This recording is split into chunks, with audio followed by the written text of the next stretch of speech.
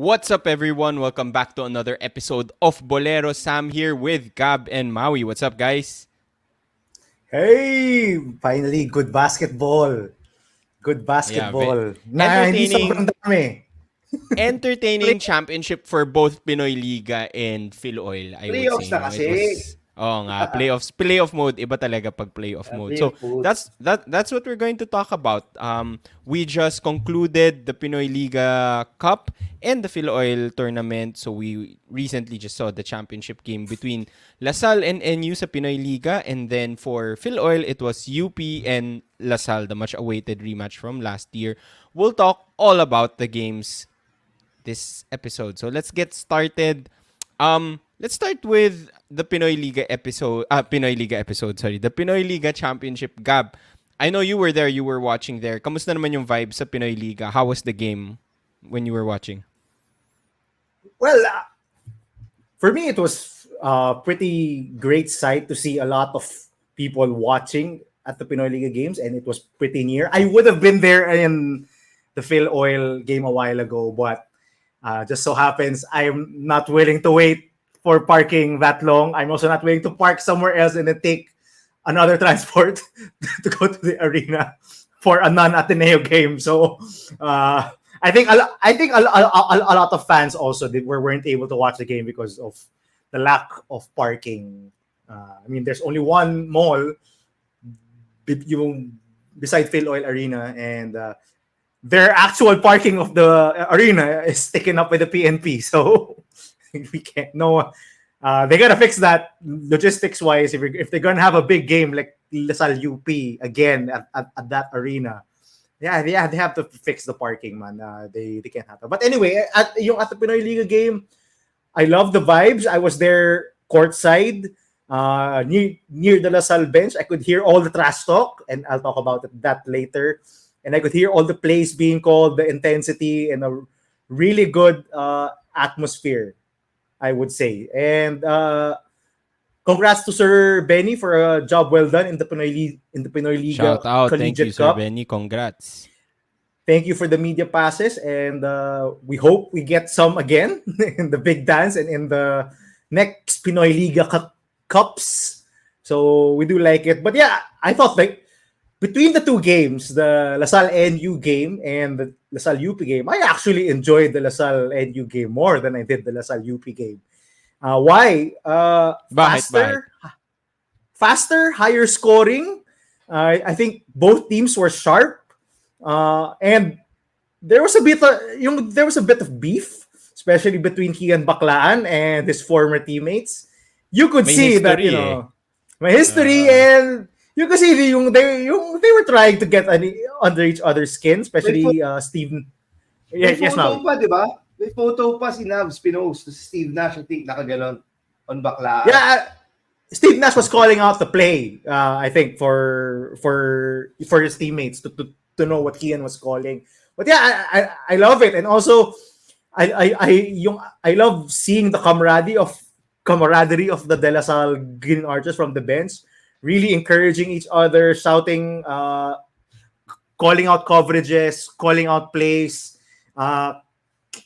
Mostly si Paulie shouting expletives to the refs and to because really I think he's the only one who really does that. I didn't hear anyone else who really just trash talks openly except for Paulie. Si Paulie lang talaga yung openly says uncanny and very PG things on the court. Si Paulie.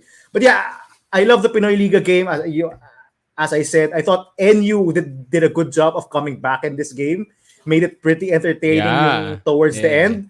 And came up short, man. I told this to Maui. They had a chance to tie this game. They got, after the Steve Nash Enriquez 3, they got a stop and then came down to the floor, but they didn't really know what play to run.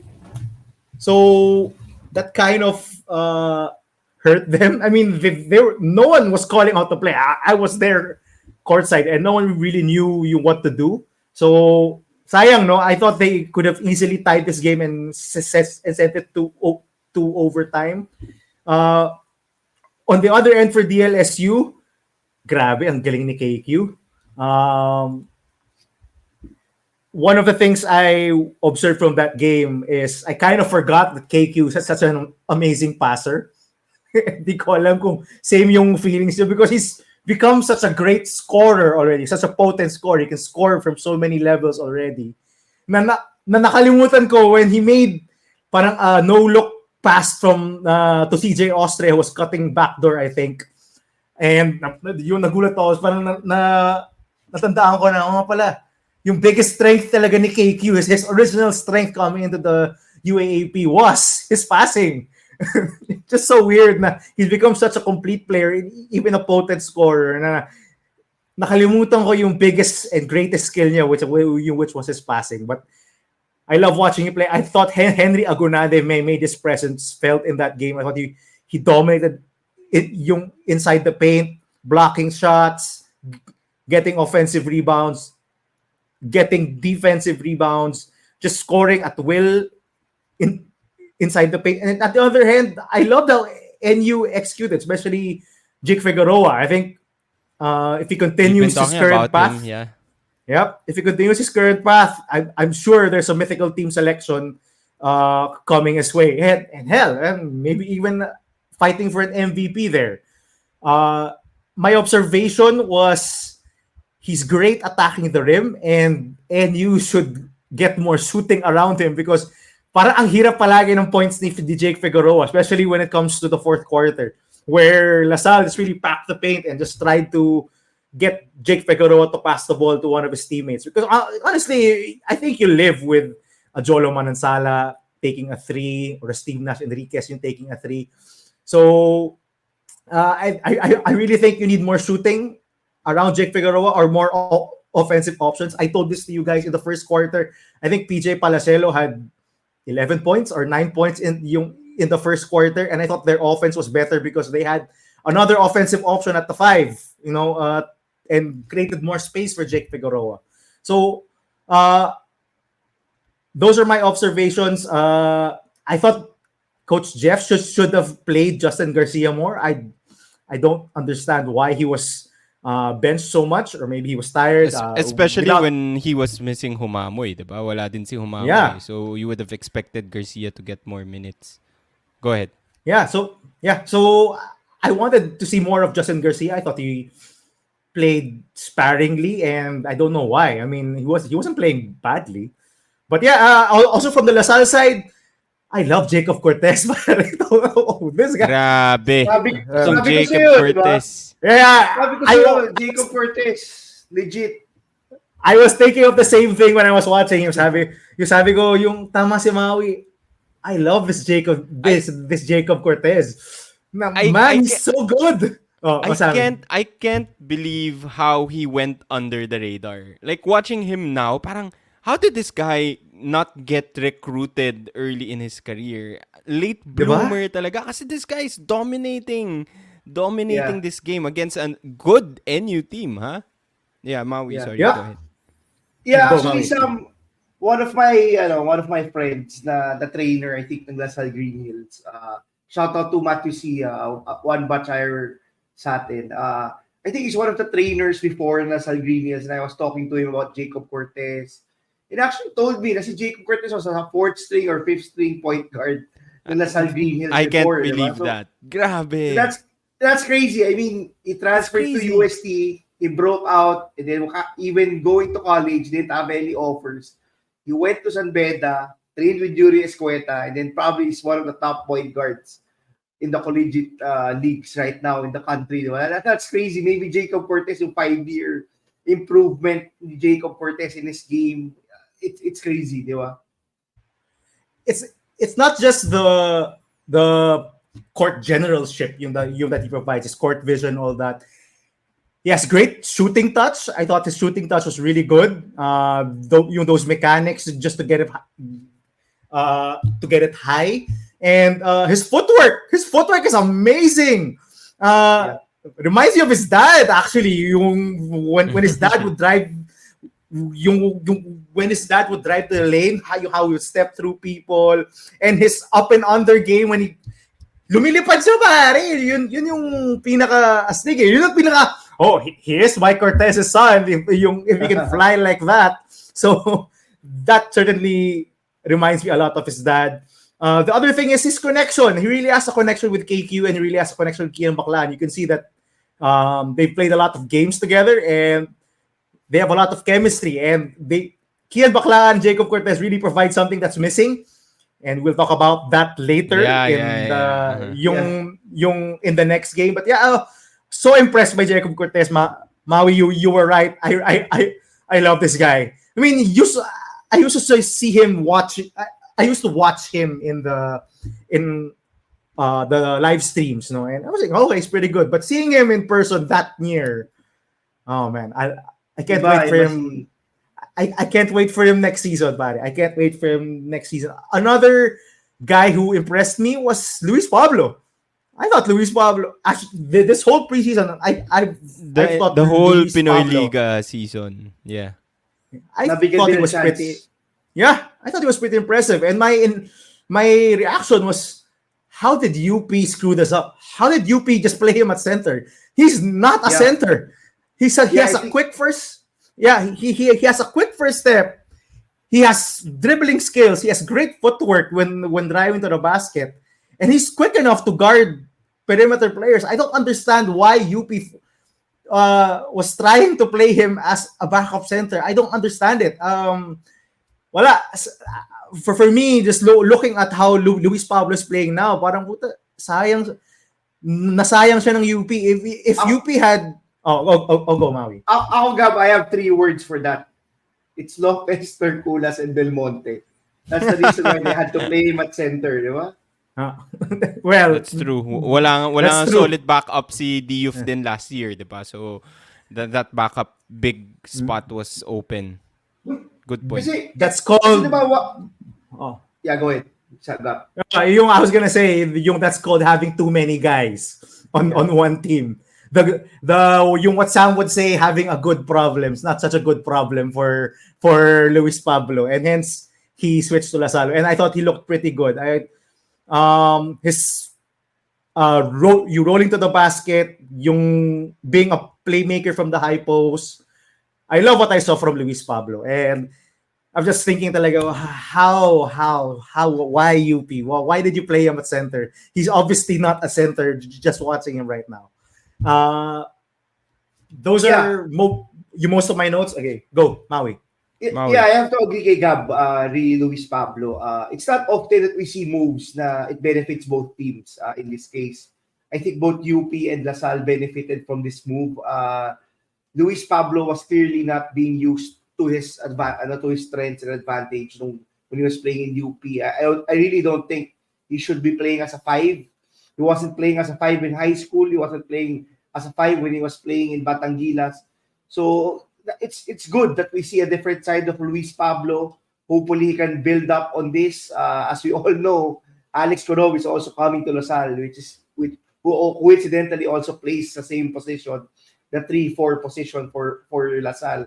But on the UP side, I have to say it's also a positive. Not because they lost Pablo, but because they were able to unlock Sean Alter. I think that's something that if you were to say one of the players that really broke out for UP this preseason, I would have to say it's Sean Alter.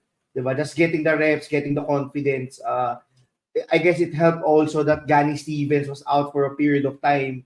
But mainly, last year kasi they were interchanging. Diba? We didn't know if it was going to be Alter or if it's going to be Pablo was getting the backup minutes at the 5. But right now, that really helped a lot to develop more Sean Alter also. As far as the game, yung Pinoy Liga naman, some of my thoughts lang, si Jacob Cortez, I can't wait to see him next year sa LaSalle. If you lived during the early 2000s, I have to say this, if you lived during the early 2000s and you were studying in Ateneo, there was a chance that idol mo si Cool Cat. And that's very unusual. Diba? Kasi LaSalle, either idol or you hated him so much. You hate him so much. Totoo yun. Yeah, either you hated him so much or yung level of admiration reached yung levels of idol. Despite you hating LaSalle.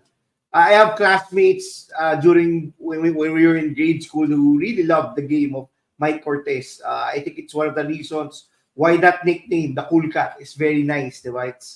He's probably one of the best point guards in UAAP history. So yeah, aside from that, I really loved how they played with Kevin Kiambao and Kian Baclaan. One of the things that I think yung underrated kay Jacob Cortez is Gab mentioned yung finishing niya, and I think one of the things that's underrated that we see when he finishes is yung slashing skills niya sa guard. Diba? It's something that they kasi we were talking about Salle getting Baclaan, Salle getting Cortez. How will that work, diba? These two guys are ball dominant point guards. But it seems like during this preseason we see the chemistry, diba? Imagine them even playing with Kevin Cambao, another player who needs the ball in his hands. I think that's very good news for the Salle come season 88. But as Gab mentioned, we'll talk about it later. That's one of the main weaknesses of LaSalle this season. I think that's one of the main things that they have to work on, which yung backcourt rotation nila. As far as this Pinoy Liga game, I was happy to see Jake Figueroa finally break out. I'm not sure. I think he was injured the early part of the preseason. This is probably one of his biggest games, and it came during the finals. Also, I still don't know what will happen to NU. I don't know if it's going to be Diasana, if it's going to be Omar John. If this game was an indication, I think si Diasana played more minutes than Omar John. But they did because Omar John was getting killed by Henry Agunane in the first quarter. Yeah, like every possession, Henry Agunane was blowing by Omar John, and oh my God, they should put someone else in because Henry Agunane is eating them alive. Anyway, Maui, go ahead. Yeah, that's true. I think si Omar John sometimes struggles with those big FSAs, similar to how he struggled with Malik Diouf. But yeah, I think NU is probably a dark horse team, but as proven by this season, but by the preseason, they struggled during the Philoil. So I think yung 3-8 talaga na UAAP will be very exciting. You don't know what to expect. Diba? If we're talking about Philoil, FPU just finished third. Diba? I think that's one of the biggest surprises of this summer. Diba? Having that very young core, having that new coach, and even finishing third sa Philoil, which I believe is a better indication of what will happen in the UAAP. Kasi we're talking about players who are going to be eligible for season 87. Pinoyliga kasi teams try to experiment more. They play players who are not eligible for the coming season. They try to look yung fit ng players that they recruited. But yeah, I just want to say congratulations to Sir Benny. Hopefully, as Gab mentioned, we get media passes also for the big dance and for upcoming Pinoy Liga tournaments. We really enjoyed. I think that's one of the things that I actually realized this preseason. Yung difference ng Pinoy Liga, yung difference ng Philoil, it both has its advantages, diba? We can see, I think Sam, during our previous episodes, you mentioned that in Pinoy Liga, it's a place where we can see players really, head coaches experiment, diba? We get different rotations, we get different players. We see teams like UP played two different lineups, diba? In 2 different days. So yeah, I enjoyed Pinoy Liga. It's crazy, diba? I think it is one of the reasons why yung NCAA commented that they have to change yung level of competition ng UAAP. It's one of the reasons why I think they're visiting the FSA and eligibility requirements. Both tournaments had UAAP teams as finalists, diba? For these two leagues. Could have been at UP and LaSalle for Pinoy Liga also. Maybe if UP did not forfeit that game, we'll never know. Yeah, Sam. Yeah, shout out to Pinoy Liga. To NU, congrats then also. Another second place finish. I think they also placed second place last year. So, ano ba sabi nila? Always the bridesmaid, never the bride, no? Yung NU. But that's still always a good sign, diba? Remember, they competed, Sam, and I think that's what you can ask for. It was a 3-point game.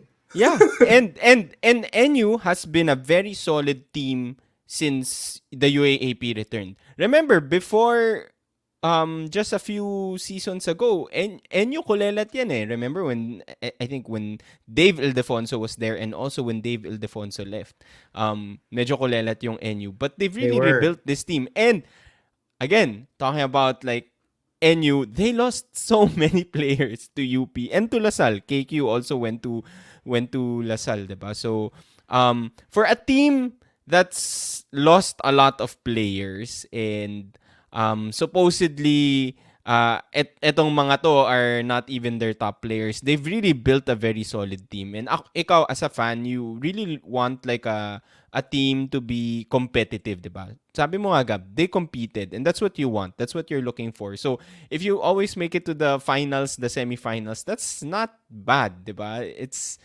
a competitive team. They always give you hope. Yun yung word na hinahanap natin noon sa Ateneo. Yeah. They always give you hope na baka may chance, pwede tayo manalo. And I think, just looking at NU, tama ka, Maui. I think it's going to be a competitive landscape for the UAP come season 87. Hindi guaranteed si NU as much as they were guaranteed in previous seasons. But we know for sure that this NU team is going to compete. And one of the bright spots talaga from that game was Jake Figueroa. I think we should expect Jake Figueroa to break out this coming season. And I think Coach Jeff Napa really needs to find ways to get Jake Figueroa more touches or more help. More help, sabi mo nga, Gab. Better, no. It's not the touches, Sam. It's more the space. He needs no? space because his best Yeah. Yung Tama, as I said earlier, his best offense is when he's attacking the rim because ito hindi yung makita from a telecast. When he drives to the rim, players bounce off him. He's that strong. He's crazy strong. Alam mo yung secretly strong, yung katawan niya mukhang solid eh, no? I was telling you this guys yung last season, diba? Why I put Jake Figueroa as one of my top 5 MVP candidates. I think in one of our I episodes. remember that. And, I remember that. diba? Yeah. And I was telling you guys, if you watch him, he's kind of an immovable force on defense. You can't back this guy down. He's so strong.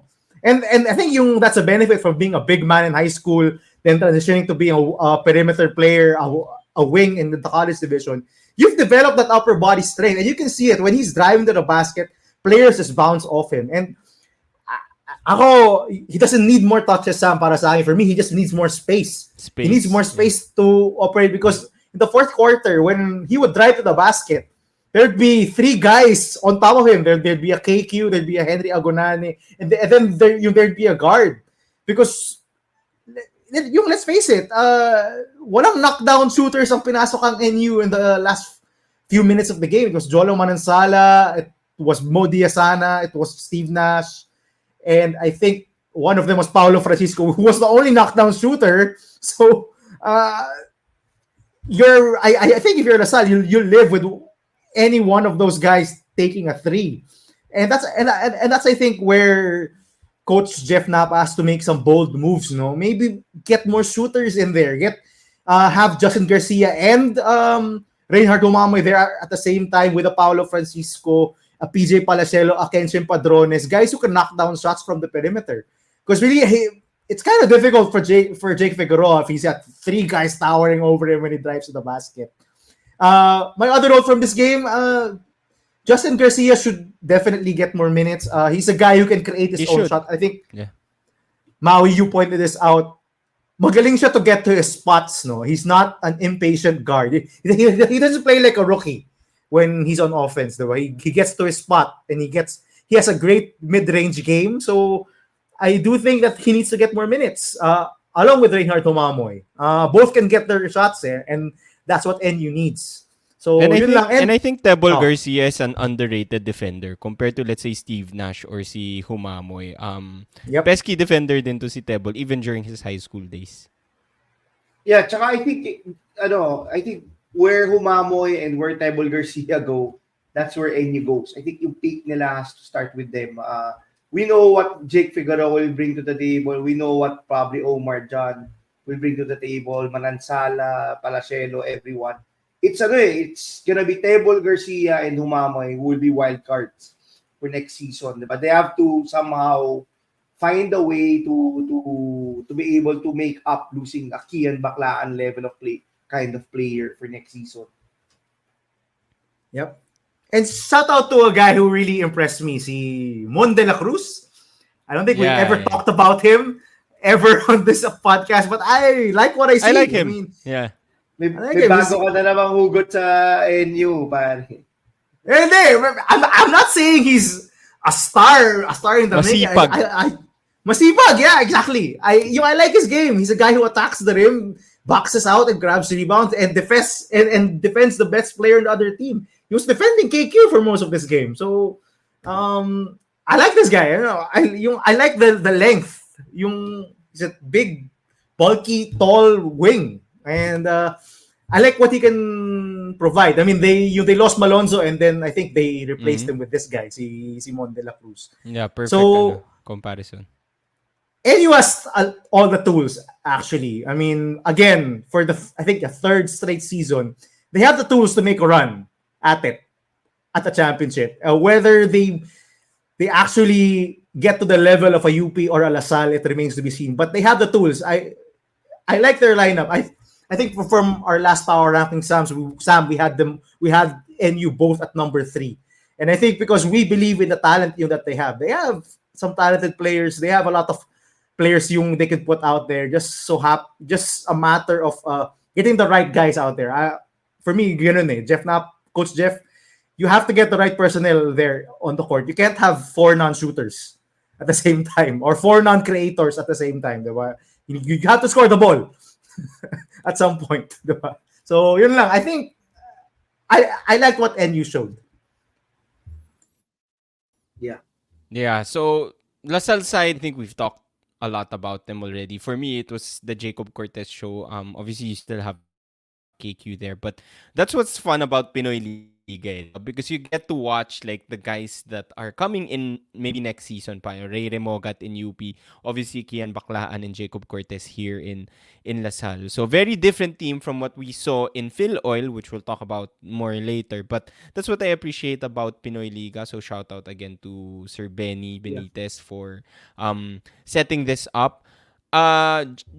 Just something to I think worth mentioning. For me, yung kay Jacob Cortez, there was a play na I think end of the quarter na yun, wala nang time, and he had like a inbound play, nakuha niya yung bola, tapos meron siyang parang hezi na parang akala mo ititira, biglang nag-sidestep, tapos tinira niya yung tres, and then went straight to the locker room end of the first half. That was crazy for me. So I was like, I can't believe people under-recruited this guy. So shout out Jacob Cortez. Can't wait to see him in season 8. The underdog. The underdog. Jacob Cortez. Last note. I sent you guys the video. It was pretty funny yung player introductions, the Miss Universe acting out of KQ and Foley. That was so funny. That cracked me up. It was one of the best moments of the game. Benta nga yan. But Sam, I also want to shout out pala, kasi you mentioned si Noy Remogat. Shout out to Noy Remogat for, I think, hitting a game-winning shot against Game China. winner. Yeah. Under 23 3x3 FIBA. Good luck to him. Hopefully, they get deep in the tournament. And thank you for representing the country, di ba? Kahit 3-on-3 yan, whatever, ano yan, basta representing the country, we have to, that's a big thing. For him. Okay, moving on, speaking of LaSalle. So, LaSalle won Pinoyliga, champions of Pinoyliga. But in Philoil, they lost again to UP. The only loss they had during the elimination round, their very first game against UP. They lost against NU, bro.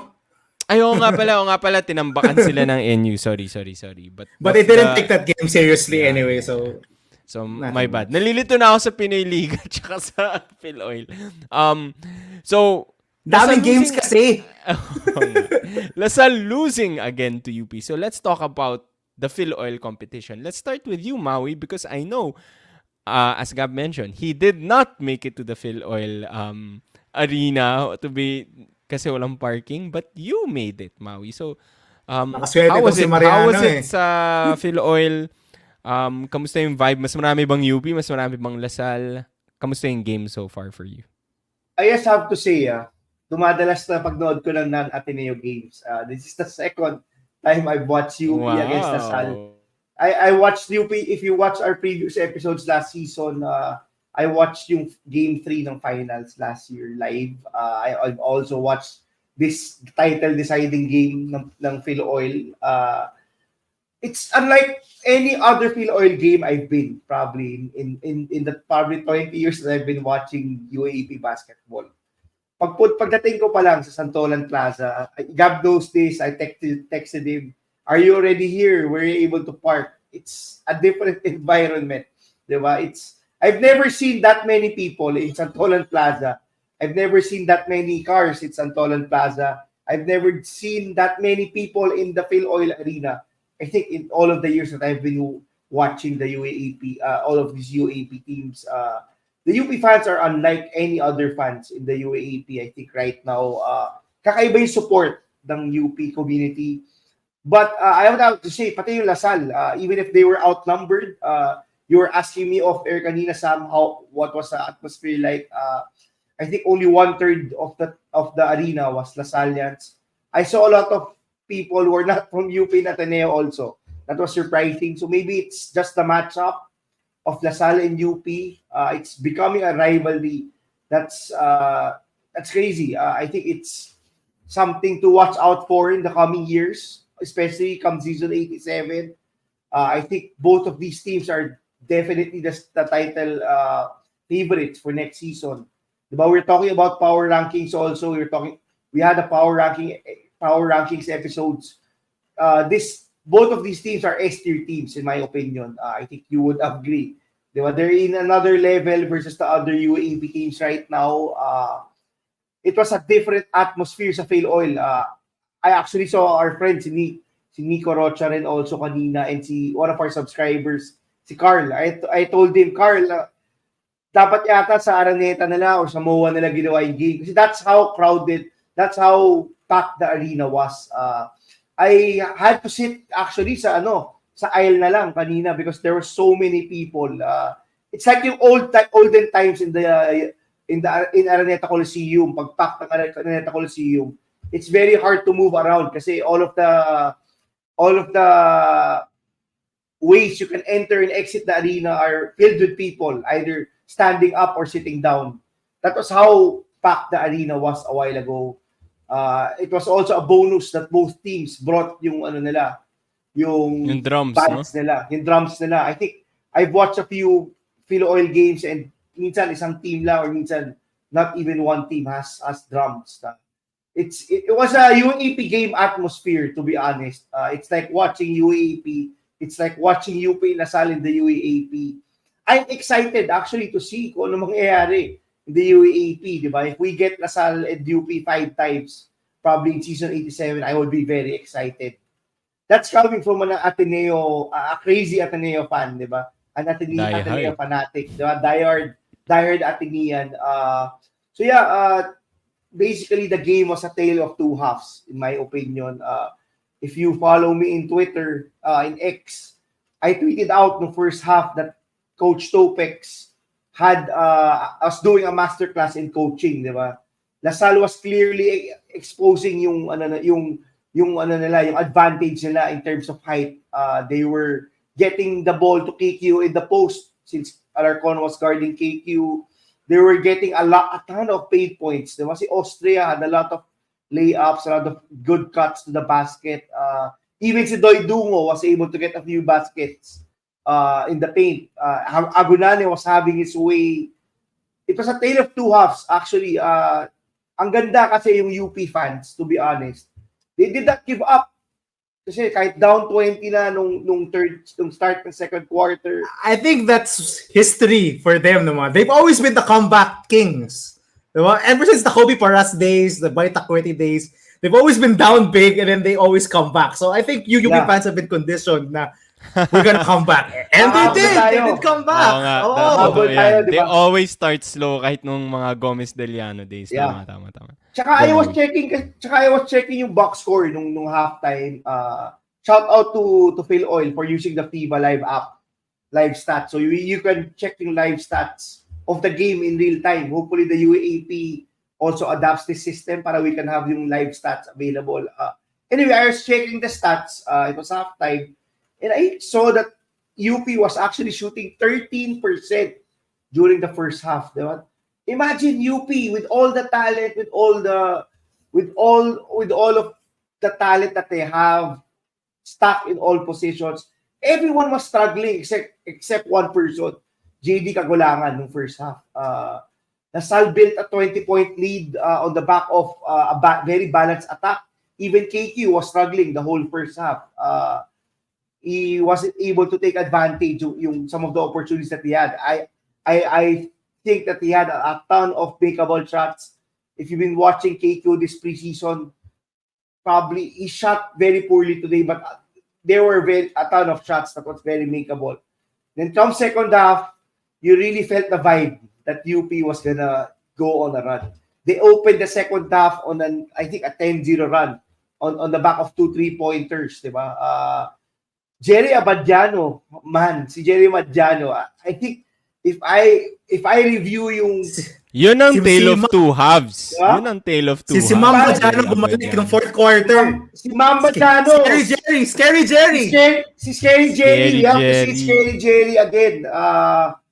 If we were to review yung cut list namin from last season 86, I think I put si Abadiano as a person who was probably had a chance to not make the lineup, and man, I'm wrong by a ton. I think Abadiano has really played a lot, a ton of basket. He played the most minutes. He played great defense as usual. Yung energy niya, pesky defense, but he wasn't missing shots.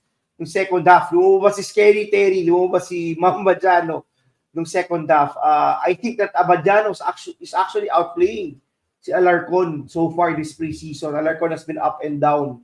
And that's crazy to say, di ba? 1 year after, di ba? We expected Alarcon to take that leap, but it seems like si Abadiano is the one who's taking the leap, coming off that very, very breakout-ish performance ng whole second round last season. I think Abadiano will have a big season. I think Abadiano is probably one of the most important players for UP, second to JD Kagulangan and maybe Francis Lopez. I like how Coach Gold was able to counter yung strategy ng Salle when he put Francis Lopez on KQ, Interculas on KQ ng second half. Francis Lopez did a good job handling si KQ and limiting yung touches niya and even making it hard for him to drive to the basket. I just think that maybe, despite this, maybe yung expectations ko kay Francis Lopez is very high.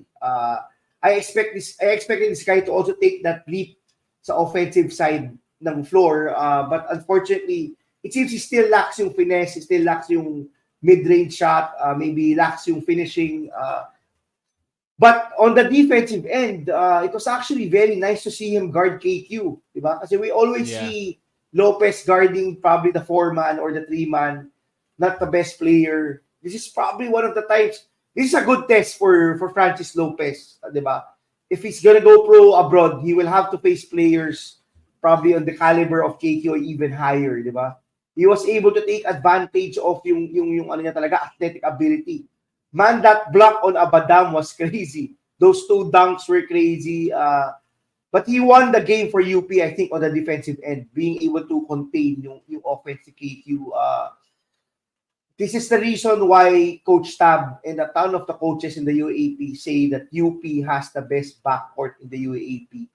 I think that won yung game in the second half. Yung pressure defense nila, Salle did not have an answer. I think si Ramiro was the only playable point guard in the second half. I don't know how Salle was able to get away with those lineups where they didn't have Ramiro in the first half. But if Coach Topex did a masterclass in the first half, definitely si Coach Gold and si Tom Chua and the rest of the coaching staff of UP, Christian Luanzon, deserves credit. They did a masterclass in the second half and were able to upset Salle and steal that championship. I have to say that Salle really lost that championship.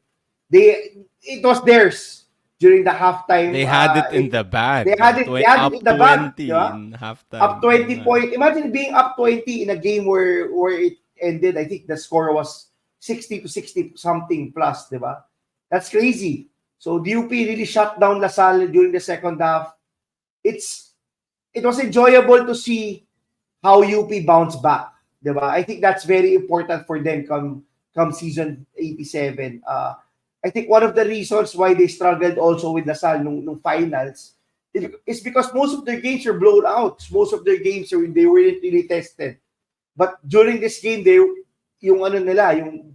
really tested.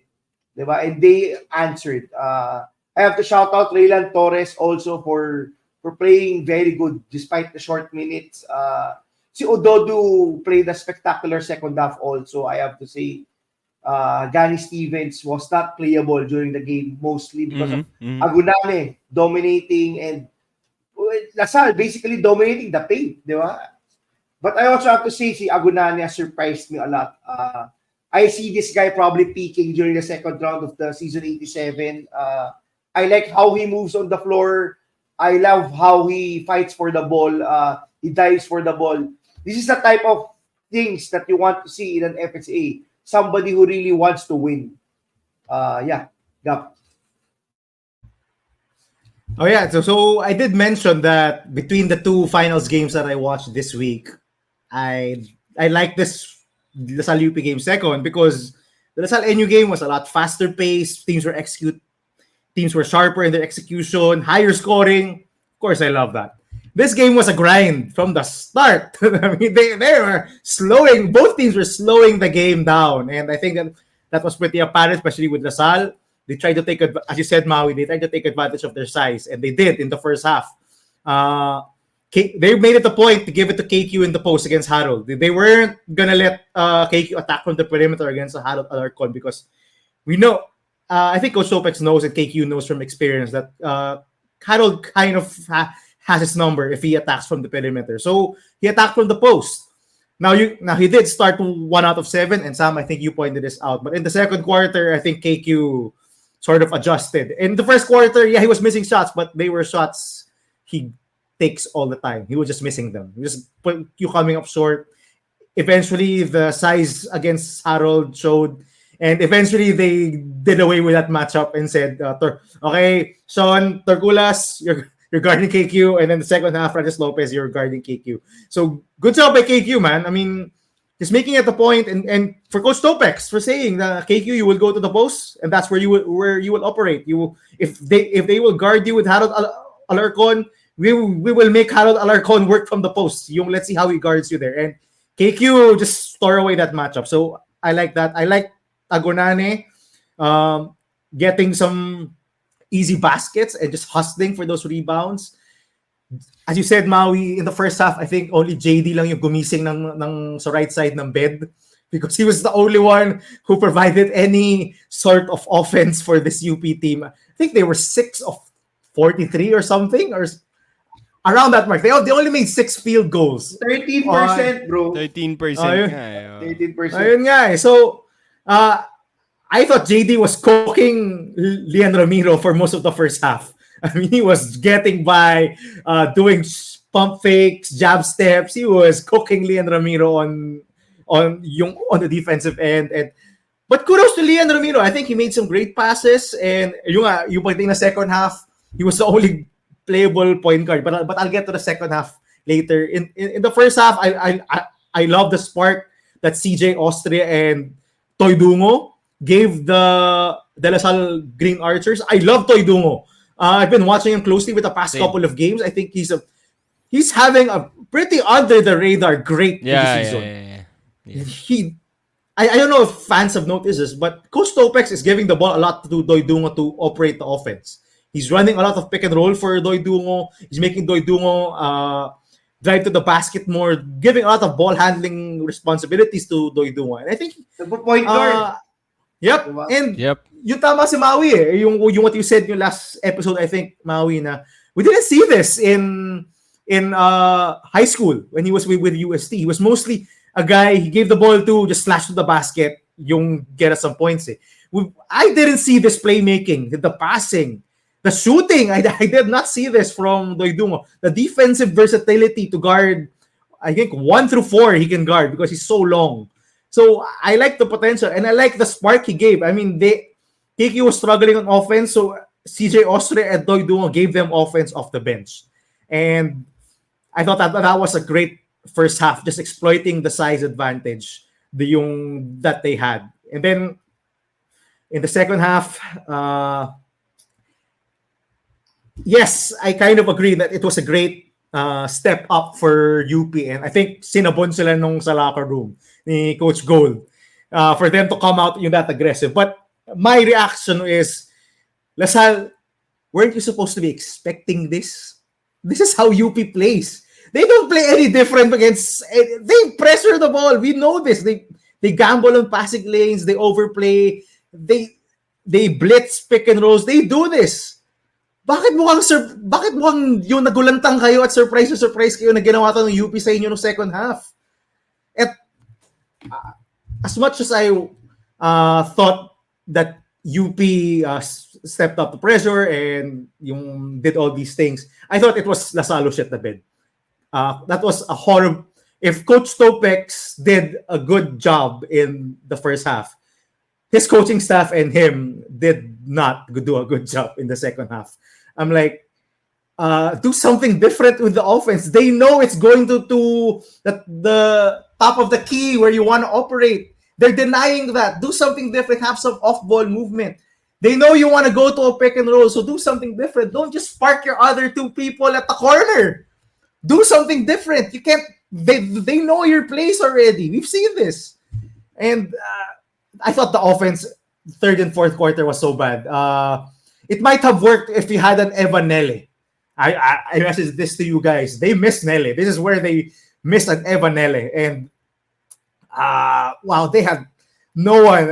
It reminded me a lot. I was talking to Sam of the round 1, season 86 matchup where they scored 3 points in the fourth quarter. And honestly, if they hadn't made a couple of shots towards the end of the third quarter, they would have been stuck at 46, I think. I mean, they couldn't score. They were turning the ball over so much. And another thing, Jonel Policarpio, what happened, man? You were playing so well. Bakit biglang ganito? This was game. Hindi, Maui. This is how UP plays. Ba't ka nagulat na ganito? Polly, this was game 1 finals, season 86, Polly. Bakit ka nagulat na ganito kayo yung nilalaro ng UP? This was how they played you in season 86 finals. Why are you so shocked? You look so flabbergasted. I think how many turnovers did he have? I think he had 4 or 5 turnovers in the third quarter. 5 turnovers in the third quarter. I'm like, if you can't play make, who else is gonna play make? He has to put back and right on cue. Coach Topex put KQ yung back in the game, wasn't able to get the amount of rest he needed. I mean, Paulie, ano nangyari sa angas mo, bro? Angas mo, biglang yan yung papakita mo.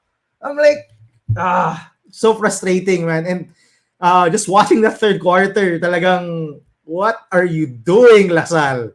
Why didn't you expect UP to come out with this much pressure? They do this. Haven't you scouted them? They do this all the time. They raise the pressure. They raise the perimeter pressure. They deny every passing lane. They do this. Why weren't you ready for this? So yeah, if in the first half, it felt like UP missed Malik Diouf in the paint. The second half, it felt like Lasal missed Evanele. Just a guy very just well stabilize. said. Very well said. To stabilize to stabilize anything. Just stop the bleeding at some point. I mean, grabe, that was atrocious offense by Lasal. And yeah, it's credit to UP's defense, but yun nga UP does this all the time. Bakit kayo nagulat? Coach Topex, Lasal, anything. And in the fourth quarter, Lasal just looked tired. I thought they were walking to their sets. Yeah. They had no energy whatsoever. I don't know. Maybe it's their second game in 3 days. Maybe that's the reason. But it felt like UP just had more energy. And Yumawi said it. Padiano caught fire in the fourth. And that was their offense, man. I like the job that I said Mawi's Francis Lopez was amazing against KQ. And I do want to see him guard them more. Screw the Harold Alarcon thing. Put Francis Lopez on him. Diba? As much as Harold Alarcon is a great perimeter defender, I mean, as we saw in the first half, he gets taken advantage of because he's smaller. But, I mean, Francis Lopez is also a great defender. I mean, he showed it. Whatever he lacks on the offensive side with the ball, and I've had a lot of offline criticisms of him on his offense, but his defense still pretty good. Again, it shows na he's probably the most athletic guy right now in the basketball scene in the Philippines. I mean, I don't think there's anyone close. So by far, by far, diba? And he kinds of show it. He really shows it in the defensive end. The way he can jump, he can recover you even if he's beat you off the dribble. Amazing job by Francis Lopez on the defensive end of the floor. Although I do sabi nga ni Maui, I do think he should add some more variety to his offensive game because it's all just one move and then wala na eh. Pero we'll get to that some other time. He's still young. But yeah, grabe. Lasal just shit the bed, man. I don't know what to say. Grabe. It was so, nakakasuka silang panoorin nung second half. Like, what are you doing? Anyway, Sammy, go ahead. Yeah, I think you pretty much covered everything. I think worth shouting out lang din for me si EJ Goliena. I think he did a pretty good job. I'm not sure kung na-mention niyo siya. He did a good job guarding Lopez at the start or limiting his offense, no, si Lopez. But as you mentioned, I think Francis Lopez... It's good you shouted that out, Sam. I forgot to mention that. That's one of the game plans, I think, of Coach Topex. Like, let Francis Lopez shoot, but we're gonna put a quicker guy on him so that he can get to the paint.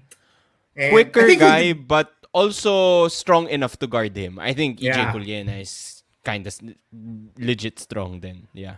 Go ahead, Gab. Sorry. So yun, a great job in that first half. Again, just sticking to that game plan. But yun nga, the offense just couldn't keep up in the second half. Nakakasuka. Anyway, Sam, go ahead. Yeah. Yeah, I have to say pala. EJ Goliena. Yeah, go Maui. Yeah, sorry. Kasi you shouted out EJ Goliena. I have to shout out to Jacob Baila for getting a kick in the ass by CJ Austria today. It's like a welcome to the UAAP moment. I think, in my opinion, Austria has that knack of being that pest, being that guy who talks a lot of shit. But Jacob Baila probably is thinking about him until now. This is his welcome to the UAAP moment. He got beat a lot by CJ Austria tonight. So, alam na yung sasagutin ni Jacob Baila pang tinanong siya. So, who was the first to bust your ass? CJ Austria from LaSalle. We'll see. CJ Austria obviously was hot kanina. EJ Goliena, and then Gabby mentioned Doy Dungo already. I just want to shout him out because we saw him first sa Philoil and his first game I think playing for LaSalle was against UP when they started at Philoil. And nung time na yun he was getting cooked. He wasn't playing that well pa noon. You can see that he was really a rookie, but from the start of Philoil to the end of Philoil, to be fair to Doy Dungo, I've seen a lot of improvement. I've seen a lot of things that I like. Gab, you mentioned some of them already. So, this guy could be a big part of the lineup in season 87. Seeing what he has done ngayong end of Philoil. So, that's something to look forward to. Ramiro, as you guys said, he was the only playable guard nung second half. So, I think despite the loss, I think that's sort of still a good sign for LaSalle. They are looking for a point guard. So, and Gab, you mentioned this in the previous episode, that we cannot judge Ramiro until he plays against UP because that is the barometer of being a good guard. If you can play well or be decent against UP. And I think there is hope, or there are signs that Ramiro can play against teams like UP. So, I think that's a good sign for LaSalle. Siguro consolation prize for LaSalle. Obviously, this is not the complete lineup. We didn't get to see Mike Phillips or Alex Konov, their latest recruit, PJ David. play. Yeah, and David obviously injured pa rin Who din. could have helped? I think he could have helped Who could a have lot. helped? So who could have helped? So that's something to consider for LaSalle, but still losing again to UP, especially when they were up by 20 during the first half, has to sting for LaSalle. For UP, I nakakatawa because we were going to do this episode and I wrote during the first half sabi ko, Jerry Abadiano missing in action sa notes ko. Tapos, and then nagpakita bigla si Jerry Abadiano nung second half. So parang, there's the Jerry Abadiano that I was looking for. I think that was one of the things that spelled the difference for UP, yung veterans talaga ng UP or yung leaders nila. Jerry Abadiano and JD Kagulangan really showed out in this game. Whereas sa LaSalle, I think Gab, you mentioned it, because Paulie wasn't playing so well, KQ had to play more minutes, and one of the guys that looked really tired at the end of that game was KQ. And I think it also affected his game kasi remember that UE game where when they were trying to catch up, they just gave the ball to KQ and KQ did his magic. Had a personal 13-0 run or something like that. That almost happened here where KQ hit like a very difficult three-pointer over Lopez, and the next few plays, they were really obviously trying to get it to KQ. But I think number one factor yung fatigue ni KQ in his performance. KQ, But, yung maybe stop playing sa lahat ng mga barangay liga dyan. I mean, kung napapagod ka na sa game... De Gab, pagod daw si KQ kasi exams. Meron Nag-aaral siguro pa for the siya. love of the game, di ba? Like MJ, KQ can play anywhere. But yes, I Anywhere. agree. Parang Coach Topex had to sit. I was very surprised to see him sit down when the game was down the wire, di ba? Parang, I think the game was tied, 6 minutes to go. He had to sit down KQ. That never happens, di ba? Parang You maybe you can a factor see, nga napagod yung siya eh. yung playing the second game and yung second finals game in 3 days plus other barangay leagues where he plays. So for the love of the game. Yeah, for the love of the game, pero medyo I think i-reserve mo naman pare yung lakas mo para sa Philoil finals, 'di ba? Where it matters, 'di ba? Anyway, Sam, go ahead. Yeah, so the fatigue, but also I don't want to discredit the defense of Lopez. You guys mentioned it. Lopez did a good job on KQ. And kaya din napagod si KQ eh. Kasi Lopez is strong, he's fast, and he's uber athletic as you guys mentioned. So it was a change of pace in terms of like guarding KQ from Harold Alarcon, who's a lot smaller, diba? Yeah, and obviously coming from the the first game, UP versus LaSalle, where we talked about JD Kagulangan. I think it's also worth mentioning, talking about JD Kagulangan ngayon. Really, probably the best point guard in the UAAP in season 87. There is no probably, Sam. There is no probably. Definitely the best point guard in season 87. And he also hit a crucial shots, no? He kept UP in the game during the first half and he hit crucial shots. I think meron siyang isang stepping ata eh. Step back three supposedly, pero I think he was stepping. So, naging dos lang. But, UP still has the best point guard in the UAAP and the best guard depth in the UAAP. And that's always been the story dito sa LaSalle. Question for you guys, what does LaSalle need to do in order to beat UP in UAAP season 87? Is it just a matter of being healthy, getting all of their players back in, or do they need to make changes, or kailangan pa ba nila mag-recruit ng one and done point guard somewhere na pwedeng pumasok? Gab, you're shaking your head. No, I mean, they have all the tools.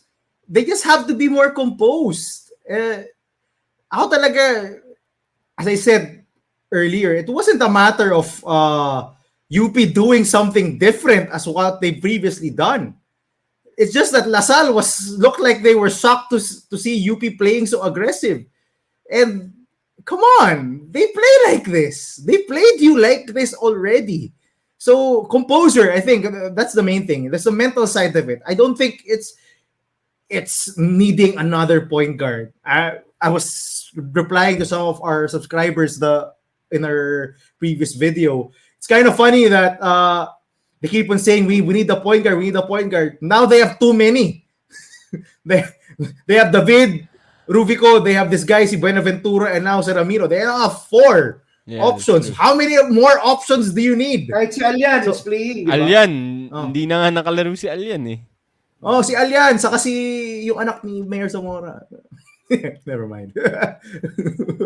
but yun, I mean, they have so many options already. I don't think it's not getting one more point guard. They have all the tools, just that they have to play better. That's just simply it. I mean, I think if you're a LaSalle fan and you watch that, you will have the same reaction as I did. Na parang, bakit kayo yung nagulantang sa ganitong laro ng UP? Kasi ganito naman talaga naglalaro ang UP. We've seen this over and over again. Bakit kayo surprised? So, to me, that's one. But yung to your point, Sam, and I did have this in my notes na I like what I saw from Leandro Ramiro. Now, yeah, he was getting cooked on the defensive end. I mean, but I think he can work on that. I mean, that's very workable. And you have Henry Agonane waiting there. Kung malusetan ka man, you have Henry Agonane. Yeah, I just bite on less. Phillips, diba? Yeah. And he just bit on too many shot fakes, bit on too many jab steps, got blown by too often. So I think it's very workable for Leandro Ramiro. And on offense, I like that he was aggressive looking for the shot. I think he made one of the 3 field goals that LaSalle had in the third quarter and made crucial plays in the fourth quarter to keep LaSalle within striking distance of UP. So that's a bright spot. But yeah, if what they need to do, nothing special. Just play better, man. They just were so terrible to watch. Maui, go ahead. Yeah, I think I have to agree with Gab. I think they have the personnel to be able to compete with UP. I think that was very evident no first half when they were more relaxed. Diba? They were looking for those mismatches. They were really sharing the ball. I think they really got rattled during the start of the third quarter. Maybe it's because they also had a big lead. Maybe they relaxed and were not able to get that composure back for the second half. What I like a lot about Salle is that a ton of players are getting chances to be playmakers. I think this is something that we said will happen, diba, for season 87, losing a point guard with a caliber of Evan Nele. Other players should have to step up. Definitely, Policarpio has to do a better job on establishing himself on the offensive end, especially when he plays with the second unit. I think that was very evident kanina. It didn't seem like he was confident to face UP. It didn't seem that he was very focused a while ago. Too many turnovers, a lot of complaints sa referees. He did a good job though with some very big defensive plays. But Policarpio has to be better for them to have a chance against UP. Same way as he did nung finals. He surprised nung finals, diba? I don't know if BJ David could also be a good option. LaSalle really struggled in the perimeter. If they were hitting a ton of shots against Ateneo, I think 9 for 9 ata si Dungo and Abadam during that game. I think they were 2 of 12 or 2 of 16 sa game kanina. With one of those baskets even being a very tough 3-point shot by Kevin Kiambao. I think the shooters have to do a better job of spacing the floor. If they're not and I think yung other 3 nila was yung back shot ni Boris Monasigan from the baseline. Boris Monasigan. Tama. Correct. So technically they were not able to hit those 3-point shots. I think si Abadam has to be more active on offense. He has to find this shot. Don't get discouraged even if LeBron Lopez blocks it that way. I think this guy has the potential to be a ball handler also, as evidenced by his performance sa Batang Gilas before. He also has very good size. But Asal has to do a better job hitting that 3-point shot. They are a very dangerous team when the offense is harping. I think that was what was evident during the Ateneo game. And even yung first half against UP. when everyone is contributing, when everyone is not nervous, composed, when the offense is harping, they are a very dangerous team. Having that Kevin Kiambao as the best player in the UAAP and potentially si Agunani as the best FSA, that should be enough for LaSalle to be able to beat a team such as UP. I really thought that they, as Gab mentioned, they shit the bed, they lost the game. It should have been theirs. Diba? They should have won that game during the first half. But they did not execute properly, especially during the fourth quarter or even yung latter parts of the third quarter.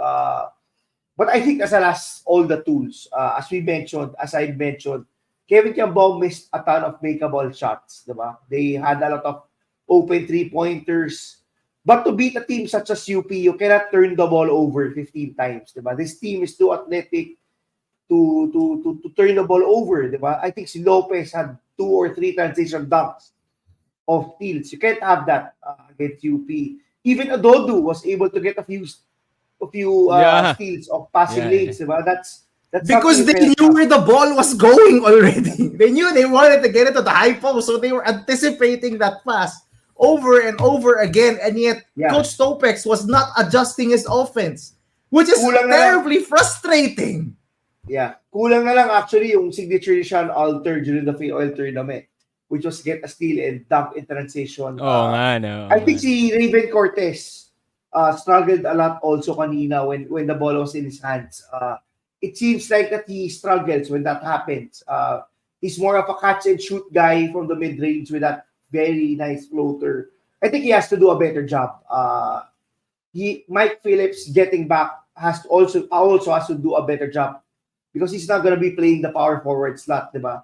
That's the thing that they have to do better, being better on being more composed in setting their sets, getting into the right spots and setting those good screens. These players, Raven Cortez and Phillips, will have the ball more in their hands than in previous seasons. They have to be able to play in the perimeter, unlike previous seasons where they just pack the paint, with Agunane being there also, diba? But yeah, definitely, I think LaSalle has all the tools to beat UP. It's just that they really did struggle in the second half. I think Gab is right in calling out the coaching staff. They were not able to adjust to what UP brought to the table during the second half. It was very similar what was happening basically the whole second half. And you knew that it was only a matter of time for UP to win that game. The only thing that could have prevented that was probably KQ getting hot, similar to how he got hot during the game against UE. But they have to be more consistent. We have seen LaSalle struggle also. Despite being very dominant, we've seen them struggle in games. Diba? They struggled against NU. They almost lost that game against UE. So this team is beatable if they don't execute the right way. I think it's more evident right now because they don't have a multitude of point guards also capable of setting the pace and controlling the tempo of the game. You really miss Evan Nele. I think that's one thing that the Salians will feel this season, yung value ng having a point guard of a caliber of Evan Nele. But much like you guys, I agree, si Ramiro did a good job a while ago. He will continue to get better. Maybe now he knows yung barometer of the top point guard in the UAAP, diba? So, and he was able to play well, in my opinion, despite facing the best backcourt, the deepest backcourt in the UAAP. He will continue to get better. You just know that the confidence is coming for Ramiro. For UP, I think it's very important naman the other players develop yung confidence. I think Alarcon has to play better for them to get that championship come season 87. I think si Briones has to relax and trust that he will get his shooting going. I think si Belmonte has to continue to be aggressive despite struggling in some games. Basically, Alter has to continue to be aggressive on both ends of the floor. But these two teams are really on another level. I don't know if any team is capable of beating these two teams in a twice-to-beat advantage or in a final series, for that matter. You mentioned some names, Maui, but actually that was one of my final points or observations from the game. The second half showed the actual UP rotation. I mean, if you're gonna get to the nitty-gritty of a game, the big games. This is UP's rotation. Watch the second half. Nope. As much as I like Chico Briones' shooting stroke, he's not getting minutes. It's gonna be Raylan Torres getting those minutes, and yung Enarot Alarcon along with Jerry Abajano in those wing positions. Who else? Mark Belmonte, I'm sorry. Looks like you're gonna be a preseason ka lang guy. I mean, if you're gonna take yung kaya ka pinapatira sa preseason because it's just gonna be Torculas and Lopez. I mean, watch the second half. They didn't play him. I mean, that's when you know you're part of the rotation. When in the second half, when the game is on the line, you get to play. And Mark Belmonte, I'm sorry, you're not gonna get to play. Chico Briones, I'm sorry, you're not gonna get to play as well. It's gonna be the Felicilda, yung Kagulangan, and all of those other guards. Si Torres, si Abajano, si Alarcon, and eventually, I think if he comes back, si Terence Fortea, they're gonna be the ones to play majority of the minutes on the perimeter. Plus Atarculas and a Lopez on power forward, and the three-headed monster at center. All of the other guys, I don't think are in the rotation anymore. I think that's when you know. Maybe if they blow teams out, you could see si Briones and then si Belmonte. But those were my notes. I mean, what a game though! What a game, Sammy. Yeah, what Last a game. words. Congrats again to the UP Fighting Maroons for winning the Philoil Championship and defending the crown, diba?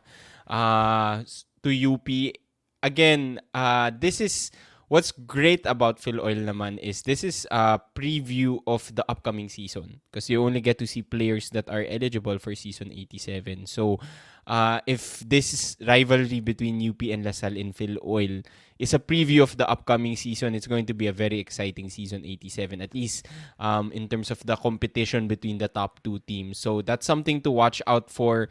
LaSalle has some room to improve, I would say, but also for UP, it's LaSalle, you lost as well last preseason. So well, that's true. That's true. LaSalle also lost last preseason.